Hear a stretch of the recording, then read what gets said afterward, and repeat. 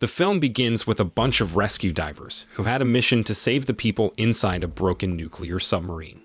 While they were trying to rescue the crew, they suddenly realized that there was something watching them from outside the submarine. Out of nowhere, a really strong shock hit them, and the submarine got hit really hard, breaking it apart. One of the rescue divers named Jonas told the rest of the crew to get out of the submarine immediately. He managed to get all the crew members out and onto a rescue boat, but two of his teammates, Marks and D'Angelo, got stuck inside the sunken submarine. They begged Jonas to come back and help them, but Jonas knew that if he went back, everyone would end up dying. So he had no choice but to leave Marks and D'Angelo behind, which was really hard for him. There was a survivor from the submarine crew named Heller, who tried to open the hatch between the rescue boat and the sunken submarine. But Jonas stopped him and explained that if they tried to save Marks and D'Angelo, they would all end up dying. So Jonas quickly drove the boat up to the surface to save everyone. Right after they made it to safety, the submarine exploded, and sadly, Marks and D'Angelo couldn't make it out in time. 5 years later, there's this really rich guy named Morris. He goes to Manawan, this research place underwater that's run by Zhang and his daughter Cyan, who's an expert in oceans. At that time, Zhang talks to Morris and tells him they're keeping an eye on this special submarine called the Origin. This submarine is off on a mission to explore a super deep part of the Mariana Trench, which is like this really deep ocean spot. Zhang thinks that down there might be a layer of something called hydrogen sulfide, and underneath that, a whole new world that humans haven't touched. Cyan adds that their job is to prove his idea, and if they do, they'll be the first to find this new world. So, during a mission, the Origin with 3 people on board actually gets to the ocean floor and gets ready to go through this hydrogen sulfide layer at the very bottom of the Mariana Trench. One of the crew members, a lady named Lori, tells Zhang and the others that they're in and that they found some signals on their equipment, showing that there's life down there. Lori and her crew start shining lights around their sub, and they're all super amazed by what they see in this new world at the bottom of the trench. Then Zhang explains to Morris that the things living down there are totally different from what you'd find in other oceans around the world. So they're basically the first to explore this whole new ecosystem that nobody has ever seen before. After that, Lori talks to DJ, who's one of the engineers at Manawan, and asks him to check out the soil under the water using a cool robot car thing. But then, out of nowhere, this huge mystery creature shows up and attacks their submarine. DJ switches on more lights to see what's happening, but shockingly, the creature goes after the robot car instead and breaks it. Before they know it, these creatures keep attacking the Origin, the sub they're in, and it's getting all messed up. The people at Manawan can't even talk to the Origin anymore because the connection is lost. When they can't get in touch with the Origin anymore, Mac, who's the boss in charge at Manawan, talks to Zhang. He comes up with this idea to send Jonas down there to rescue Lori and her crew. Turns out Mac and Jonas are old pals, and he tells everyone that Jonas has done a rescue mission really deep underwater before, like at 10,000 meters deep. So he's the best guy for this job. But then, Heller isn't so sure about this plan. He thinks Jonas might not be thinking straight because of the pressure deep underwater. However, Mac fires back, saying that yeah, Jonas did have to leave 2 people behind once, but he still saved 11 others, and Heller was one of them. They find out that what happened to Lori and her crew is kinda like what Jonas went through 5 years ago. So Zhang decides to ask Jonas for help, despite what Heller said, to save Lori and the others. So, while Zhang and Mac went all the way to Thailand to talk Jonas into helping, Lori and her crew were busy fixing their messed up submarine. They managed to get the backup power on, which was a success. Meanwhile, one of the crew members, Tashi, was writing a letter to his wife, just in case things didn't work out and he didn't make it back alive. They turned on the lights, but Lori quickly realized it was a bad idea. The glow from the lights in the deep ocean could track those creatures that attacked them. And guess what? Just a little bit later, one of those creatures showed up again and started attacking them. In the struggle, Lori accidentally got hurt by a screwdriver in her stomach. At the same time, Mac tells Jonas that his ex-wife, Lori needs help. Soon after, Heller shows Sign a video where Jonas talks about what happened 5 years ago when his team got into trouble. Heller tells Sign that Jonas had some kind of mental trouble back then.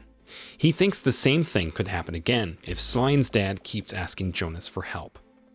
Oh, and DJ comes by and tells Sign that the Origin is leaking oxygen. That means Lori and the crew only have 2 hours to stay alive down there. Hearing that, Sign decides she's going to dive down there with a glider thing, then grab the Origin and pull it along. But this is super risky and could put Sign's life in danger. After a little while, John and Mac brought Jonas to Mana 1. He had agreed to help save Lori. However, Heller didn't seem happy when he checked Jonas's health before Jonas went into the Mariana Trench. And Jonas, well, he was annoyed because Heller had called him crazy for what happened underwater 5 years ago. Without wasting time, Jonas hurried to check out the submarine he would use for the rescue. But guess what? He found Swine's daughter, Maying, playing around in the sub. Maying knew her mom was diving deep into the Mariana Trench to save Lori and the others. She asked Jonas to promise that he'd bring her mom and the rest back safely. Jonas said he would, and he asked Maying to get out of the sub. As Jonas went deeper, he decided to use most of the power for the engine, like turning off heating and stuff, so he could go faster. But this might make him pass out, even though he was trying to save time. Meanwhile, Swine had gone pretty far down and found the Origin. She was trying to pull the sub along. But suddenly, a big squid came out of nowhere and tried to smash her glider. Shortly after, Swine told the folks at Mana 1 that her glider was gonna get destroyed in about 10 seconds because of the crazy pressure down there. But then, out of nowhere, this huge shark shows up and goes after the giant squid, which ends up saving her. At that time, Jonas chimes in and says that the shark is the Megalodon, or the Meg for short. It's the same monster that attacked him and his team 5 years ago. This totally proves that he wasn't just making up stories about the giant shark. Then, Jonas tells Swine to turn off the lights and the ship's engine because the Meg likes the light, but Swine's having trouble turning off the lights because the ship's got some issues. So, Jonas throws a flare to distract the Meg instead. Fortunately, they manage to avoid the shark's attack thanks to that. At that time, Swine wants to help Jonas save the crew, but he tells her she can't do anything because her ship's messed up. He tells her to head back to Mana 1. Right after that, Jonas hurries to connect his ship with the Origin so he can save Lori and the others. But guess what? The Meg comes back and gets ready to attack again. At that moment, Tashi decides to be a hero and sacrifices himself to save his friends. He quickly slips a letter to his wife into Wall's pocket, then seals the hatch so they can head back up to the surface fast. Afterward, Tashi did something even more heroic. He turned on the lights to distract the Meg, so Lori and the rest could get back to the surface safely. Everyone was really sad because Tashi gave his life to save them. Then, back at Mana 1, Slime blames Jonas for Tashi's death, but Jonas tells her that Tashi did it on purpose to save them. After a bit, Heller apologizes to Jonas for thinking bad stuff about him all this time. Jonas says he'll forgive Heller if Heller can help heal Lori. Later on, Swine and the gang talk about the Meg. Turns out it's considered a living fossil, cause people thought it was extinct for like 2 million years. At that time, Morris wants to help Shang's research on the Meg and explore even more down there. But Jonas has this idea that nature might have created that thermocline stuff to keep creatures like the Meg away from open waters, cause they could be dangerous to humans. On another note, Maying was playing by herself in the hallway when suddenly the Meg shows up, trying to break the glass. Jonas and Swine hear her scream and rush to her. They see that the Meg got past the thermocline. And not only that, it's attacked and killed some of the whales they were studying. Meanwhile, Jax, who's one of the engineers at Mana 1, tells everyone that the thermocline was all good when Swine's ship passed through it to get back up. But then when the Meg crushed the Origin, it made this hole in the temperature layers. This explosion heat opened a way for the Meg to go through the thermocline. But after a bit, things cooled down and the hole closed up on its own, and the thermocline went back to normal. At the same time, they get a message that the Meg sank 3 ships near Mana 1. When Jonas hears this, he says they should kill the Meg before it goes after more people out there. But Svein and Jean want to stun the Meg and catch it so they can study it.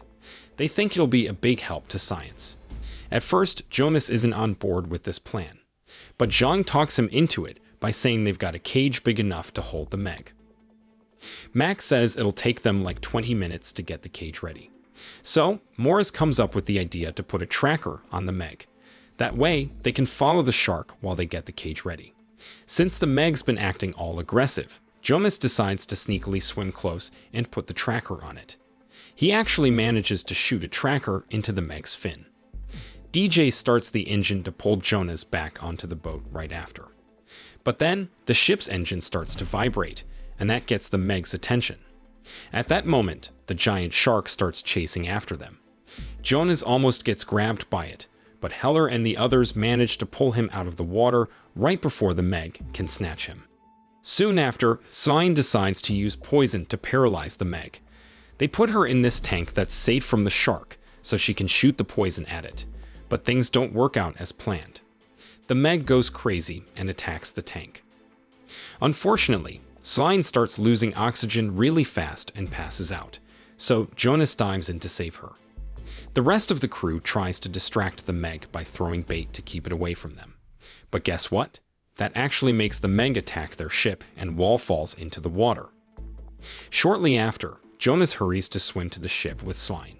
But then the Meg comes back and tries to grab them. Lucky for them, the Meg gets stuck on the cage's line and dies from the poison. Soon after, Svein wakes up and thanks Jonas because he saved her again. They get close to the dead Meg, and the crew's got it caught, but DJ scares Wall, and Wall falls into the water out of the blue. But right when they thought they'd won, a bigger Meg shows up. It gobbles up Wall and the dead Meg, wrecking the cruise ship too. At that time, John gets hurt real bad in all of this, so Morris uses his satellite phone to call for help. At the same time, Heller and Jax are stuck in the water, unable to find anything to use as a float. And just when things seem really bad, the bigger Meg starts heading their way. Heller knows they might not make it, so he sacrifices himself to distract the Meg and save Jax. Fortunately, Jax survives, but she's really sad because Heller gave up his life for her. Meanwhile, Max secretly swims to a lifeboat that's floating around. He plans to get the crew back to Mana 1. Sadly, Jong dies on the way. Soon after, the Meg follows them, but helicopter Morris called scares it away. When they finally get to Mana 1, Morris takes charge. He gets the crew together to figure out what to do next. He tells them he's talked to nearby countries' governments and told them about the Meg. He also says the Chinese government sent destroyers to deal with it. Morris gives his condolences for the friends they lost and decides to close Mana 1 until the Meg is taken care of. Morris said he had sent ships to get everyone out of Mana 1. Turns out he was lying. He hadn't told governments about the Meg. Instead, he secretly hired some soldiers to use bombs to kill the shark, but Morris and his team ended up blowing up a whale by accident. That got the Meg's attention. The shark saw them and started chasing them. Since the Meg was after them, Morris told his team to speed away, but he fell off the ship and the Meg got him when it came for the dead whale. Next day, Mac and the others realized Morris had tricked them. They made a plan to take down the Meg. They tracked it to Sanya Bay. Jonas and the crew tried to get in front of the Meg before it attacked people at one of the busiest beaches in the world. Soon after, the Meg showed up at Sanya and went after people swimming. They tried to swim to the shore fast, but the Meg was quick. It went after people who couldn't make it to the shore. The Mana 1 crew distracted the Meg with a whale sound and sent Jonas and Svein underwater to kill the giant shark using gliders and torpedoes. At that time, Jonas and Svein are doing their best to take down the Meg. Some reporters show up in helicopters to watch, but things go wrong. The helicopters crash into each other and one hits the ship. The crew has to jump in the water to save themselves.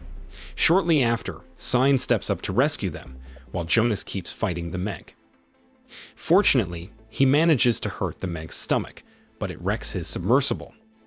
Then, Jonas uses the broken submersible to hurt the Meg again and stabs its eye. The blood attracts other sharks that eat the dying Meg.